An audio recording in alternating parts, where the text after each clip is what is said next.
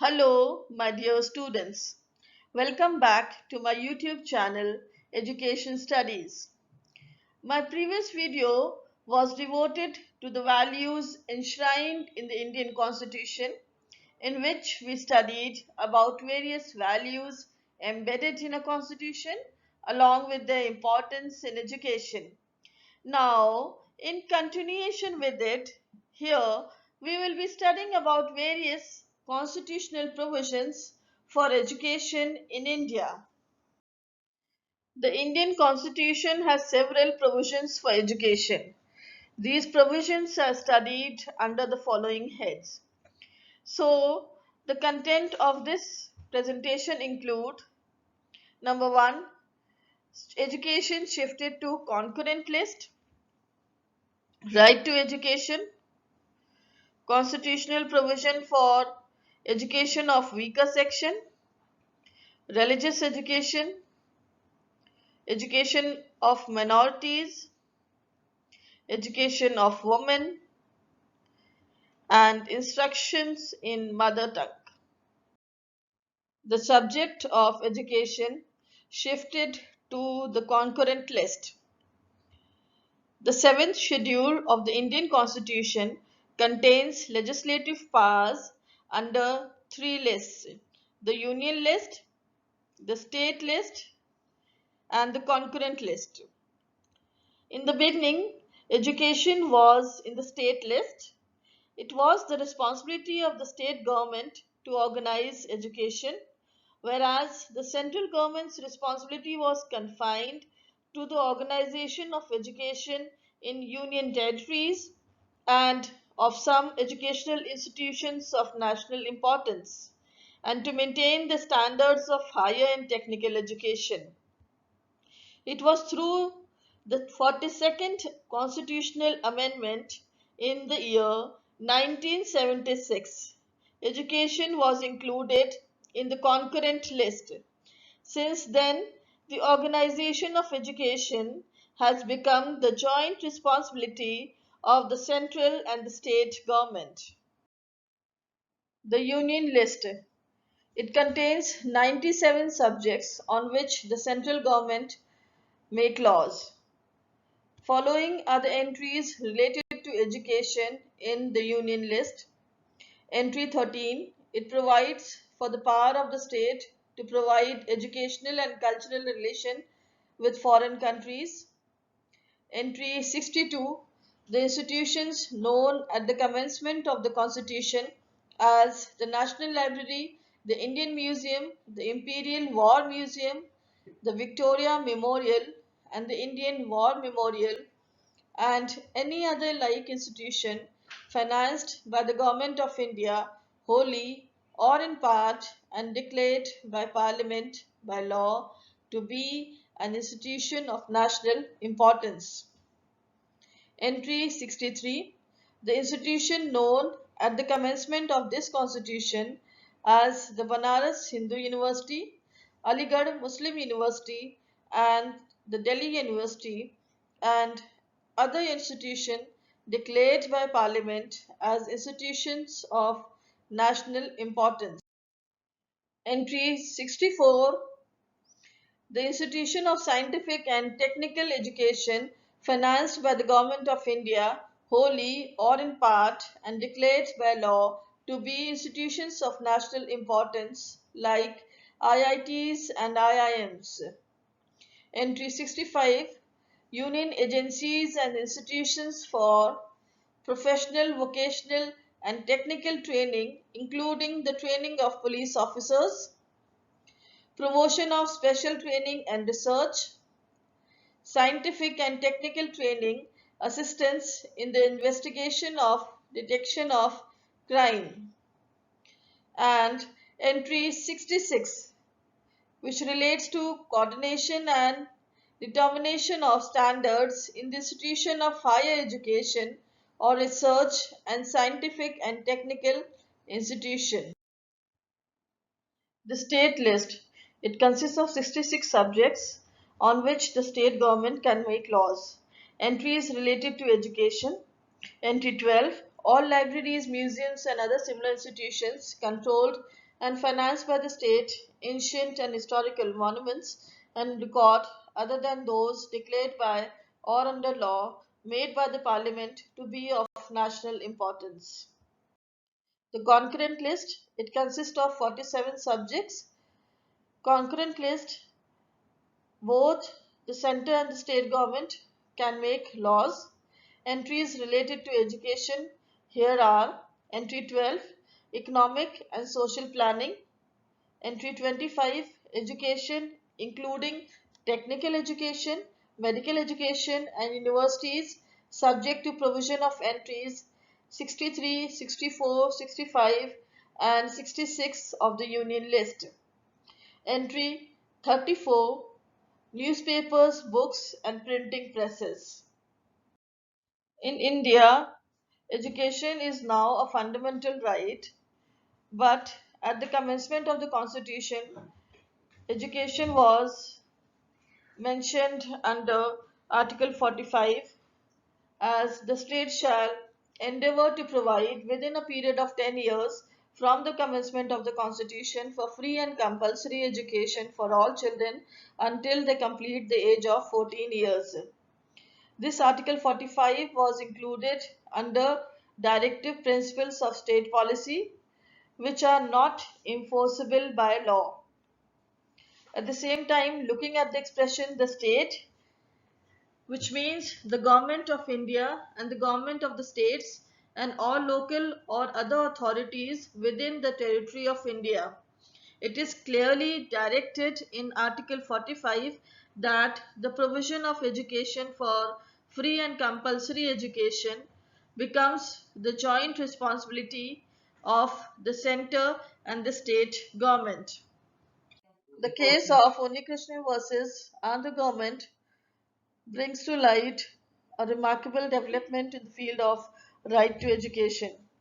J.P. Unikrishnan and others versus State of Andhra Pradesh and others case involved a constitutional challenge querying whether the right to life in Article 21 of the Constitution of India guarantees a fundamental right to education, to which the Supreme Court declared that right to basic education is implied in the fundamental right to life, that is, in Article 21. Thus, through 86th Amendment Act 2002, Government of India inserted Article 21A in Indian Constitution and a new fundamental duty as 51K under Part 4 of the Constitution. Article 21A reads, the state shall provide free and compulsory education to all children of age 6 to 14 years in such manner as state may by law determine. The new fundamental duty 51K is the duty of the parents. It reads that parents or guardian has to provide opportunities for education to his child or ward between the age of 6 to 14 years. Later in 2009, Right of Children to Free and Compulsory Education Act was passed. In brief, this is called the Right to Education Act or RTE. According to this act, all children in the age group of 6 to 14 years have the fundamental right to get free education. The government has enforced this law from 1st April 2010. 93rd Amendment Act of the Constitution allows the government to make special provisions for advancement of any socially and educationally backward classes of citizens, including the admission in aided or unaided private educational institutions. Right to Education Act at the same time also provide for the duty of appropriate government to establish schools, special provisions for children not admitted to or who have not completed elementary education, right of transfer to other school, no denial of admission, prohibition of physical punishment or mental harassment of children, pupil teacher ratio not to exceed 1:40, filling up vacancies of teachers, and providing for qualification of teachers, minimum qualification for teachers for appointment in primary schools. Coming to the next provision, provision of education for weaker section of society. Article 15 secures the citizens from every sort of discrimination by the state on the grounds of religion, race, caste, sex, or place of birth, or any of them. In this connection, Article 15, Clause 4 reads, "Nothing in this article shall prevent the state from making any special provisions for the advancement of any socially or educationally backward classes of citizens or for the scheduled caste and scheduled tribes." Article 46 is also related to the education of weaker section. The state shall promote with special care the educational and economic interest of weaker sections of the people, and in particular of the scheduled caste and scheduled tribe, and shall protect them from social injustice and all forms of exploitation. Constitutional provisions related to religious education are mentioned under Article 25 and 28 of the Indian Constitution. Article 25 reads, "All persons are equally entitled to freedom of conscience and right to profess, practice, and propagate religion." Article 28 is concerned with the freedom as to attendance at religious instruction or religious worship in certain educational institutions. Article 28, Clause 1 reads, "No religious instruction shall be provided in any educational institution if wholly maintained out of state funds." Clause 2, "Nothing in Clause 1 shall apply to an educational institution which is administered by the state but has been established under any endowment or trust which requires that religious instruction shall be imparted to such institutions." Clause 3 reads, "No person attending any educational institution by the state or receiving aid out of state funds shall be required to take part in any religious instruction that may be imparted in such institutions or to attend any religious worship that may be conducted in such institutions." To safeguard the interest of minorities, both religious and linguistic, Constitution provides provisions for education of minorities under Article 29 and under Article 30. Article 29 related to the protection of interests of minorities. Clause A reads, "Any section of the citizen residing in the territory of India or any part thereof, having a distinct language, script, or culture of its own, shall have the right to conserve the same." B. No citizen shall be denied admission into any educational institution maintained by the state or receiving aid out of state fund on grounds only of religion, race, caste, language, or any of them. Article 30 deals with the right of minorities to establish and administer educational institutions. A. All minorities, whether based on religion or language, shall have the right to establish and administer educational institutions of their choice. B. The state shall not discriminate against any educational institution in respect of granting aid on ground that it is under the management of minority, whether based on religion or language. In order to provide special provisions for women education, the Constitution provides Article 15. Article 15, which reads that there should be no discrimination against any citizen of India. Article 15.1 states that the state shall not discriminate against any citizen on grounds of sex, religion, race, place of birth, or any of them. Article 15(3), as it reads, nothing in this article shall prevent the state from making any special provisions for women and children. The Indian Constitution also provides for instructions in mother tongue. There are certain articles which directly and indirectly relate to instructions in mother tongue.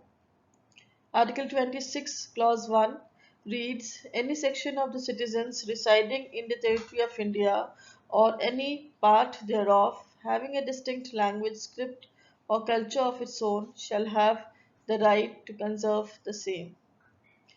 Article 350A is more directly related to the instructions in mother tongue. It shall be the endeavour of every state and every local authority to provide adequate facilities for instruction in the mother tongue at the primary stage of education to children belonging to linguistic minority groups. At the same time, Article 351 is also related to promotion of Hindi language, which is a mother tongue. So these were the major provisions for education in the Indian Constitution. They may be other provisions which are not so directly related, so they have not been dealt here. Thank you very much. Keep on learning.